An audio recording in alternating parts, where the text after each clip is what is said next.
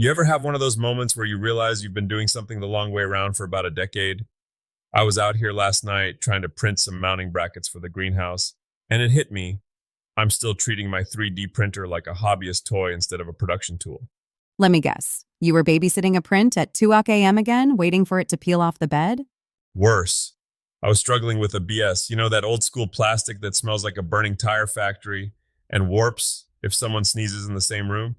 I had this realization that I'm living in the past. There's this stuff called ASA, acrylonitrile styrene acrylate, and it's basically ABS's smarter, more athletic younger brother.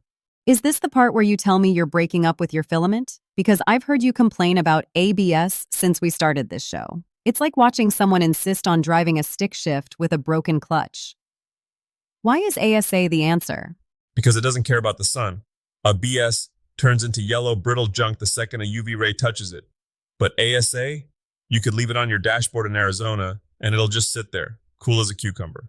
Plus, during the print, it doesn't make your shop smell like a chemical spill. It's the kind of upgrade where you feel a bit silly for not making the jump sooner. Okay, so it's tougher and less smelly. But isn't there a catch? Everything in the shop has a catch. Usually it's the price or it requires a specialized liquid nitrogen cooling system or something. Usually, yeah. But honestly, the only real hurdle is the between the ears part. It's just admitting the old ways are fading.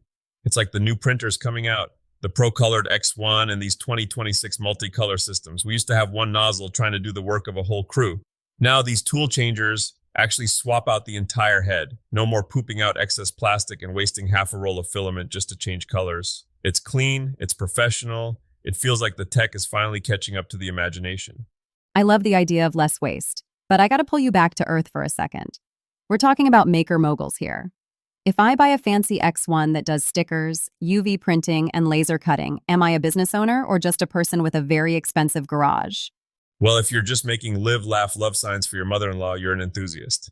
But if you're smart, you look at that UV printer and you don't just think stickers. You think total brand integration. You find a local contractor who needs custom weatherproof labels for his electrical boxes, or a boutique brewery that needs branded coasters that won't fade. You're selling the capability, not just the object. That's how you move from making stuff to owning a market. It's the full stack maker thing you keep preaching, selling the plan, the process, and the product. Exactly. Don't just bake the cake, sell the recipe and the custom stamp box that comes in. Speaking of professionalizing, I saw the notes about the AWS Welding Journal. You've always said welding is the black magic of the trades, but this CWI, Certified Welding Inspector, thing sounds like it's for the folks who want to put down the torch and pick up a clipboard. It's where the real money is hiding, Alex. Look, I love the smell of ozone and the weight of a welding lead as much as anyone, but there comes a day when your knees start to negotiate with you every time you have to crawl into an H-beam. Oh, so it's the old man retirement plan? Don't you dare. It's the smart man progression. Being a CWI means you're the final judge. You're looking at metallurgy, safety specs, blueprints. And the American Welding Society finally caught on to the 21st century. They're doing an 8-week online seminar now. In the old days, you'd have to vanish for 2 months, live in a motel, and eat gas station hot dogs just to prep for the exam. Now you can do it from your kitchen table while your boots are drying by the heater. So you're saying if you're a welder and you're not looking at a CWI certification, you're basically leaving a whole career's worth of raises on the table. I'm saying you're playing checkers while the guys in the inspector's vest are playing chess. It's about longevity. It turns a job into a legacy. It's the difference between doing the work and knowing the work.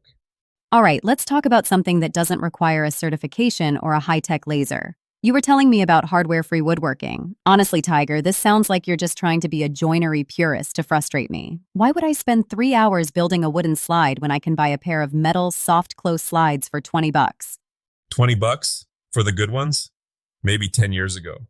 By the time you buy high-end full extension metal slides for a whole shop's worth of cabinets, you've spent your grocery budget for the month.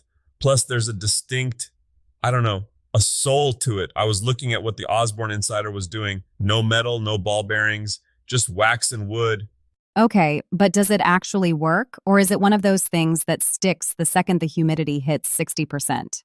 That's the pay your dues moment. You have to understand wood movement. You give it a little more breathing room than you think it needs. But when you get it right, it's smoother than a greased pig at a county fair. It's silent. And there's nothing to rust, nothing to jam, and nothing to break. If a wooden slide gets sticky in 10 years, you just rub a little more paste wax on it. If a metal slide breaks, it's landfill bait. I'll admit, it looks better. There's something sleek about opening a drawer and not seeing a hunk of galvanized steel screwed into the side of a beautiful piece of cherry. It's the ultimate flex. It tells people you didn't just assemble a kit, you understood the material. It's like that advice from the Maker channel about the real estate DIY. Wait, the thing about building a multi-story building instead of a duplex? Isn't that a bit extreme for a weekend warrior? It's about the scale of your ambition. We get stuck thinking small. We think I'll build a shed. Why not think I'll build a studio that pays for itself? It's the same mindset as the hardware-free drawer. You're investing more sweat today so that you aren't paying rent, literally or figuratively, tomorrow. It's about building assets, not just projects. It sounds like the theme of the day is upgrade your OS, upgrade your plastic to ASA, upgrade your career to CWI, and upgrade your joinery to hardware-free. You hit the nail on the head. We're in this transition period. Whether you're looking at what's coming out of the bar at BuildCon Expo with all those crazy industrial construction materials, or you're just trying to get your 3D printer to stop throwing a tantrum, the goal is always the same. Don't just be a user, be a master of the process. And maybe don't smell like burning ABS in the process. Yeah, your neighbors will thank you for that one. So, what's the one thing? If someone's sitting in their driveway right now about to walk into the shop or the job site, what's the piece they should hold on to? I think it's this. The best way to do something is usually the way you haven't tried yet. We get comfortable in our ruts, we like our ABS and our metal slides because we know where the problems are. But the growth and the profit is usually on the other side of that new feeling. Go be a full stack maker. Don't just build the thing, own the whole story of how it's built. I think I can live with that, even if it means I have to watch you rub wax on a drawer for an hour. It's therapeutic, Alex. You should try it. Might help with that skepticism. Don't count on it. See you tomorrow, Tiger. See you then. Keep making.